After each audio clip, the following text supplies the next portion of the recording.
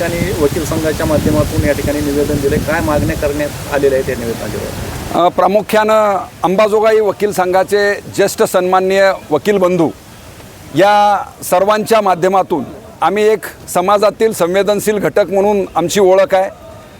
लोकशाही आणि संविधानाचे रक्षक मित्र आणि विद्यार्थी म्हणून आमची ही जबाबदारी लागते.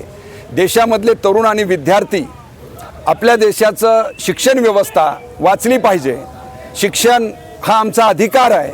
या मागण्याला घेऊन जर मागच्या महिनाभरापासून जर लढत असतील आणि त्यांच्या लढण्याची दखल या ठिकाणचं लोकशाही पद्धतीने निवडून आलेलं सरकार जर घेत नसेल आणि लोकशाही आणि संविधानामध्ये जर सरकार दखल घेतल्यानंतर सुप्रीम कोर्टानं घेणं अपेक्षित असताना सुप्रीम कोर्टसुद्धा जर या आंदोलनाची टेहाळणी करत असेल, हेटाळणी करत असेल, तर या सगळ्या पार्श्वभूमीवरती आमची जबाबदारी लागते की या संविधानिक पद्धतीनं लढणाऱ्या मुलामुलींच्या सोबत उभा राहणं आणि केवळ निदर्शनं करून नाही तर पूर्ण क्षमतेनं सुप्रीम कोर्टाचं वकील संघ, हायकोर्टाचे वकील संघ, जिल्ह्यामधले वकील संघ मोठ्या ताकदीनं या आंदोलनाच्या पाठीशी उभा राहिलेली आहेत. त्याचाच भाग म्हणून आज अंबाजोगाईतल्या वकील संघाचे बहुसंख्य वकील या आंदोलनाला कृतिशील पाठिंबा देण्यासाठी रस्त्यावरती आलेली आहेत.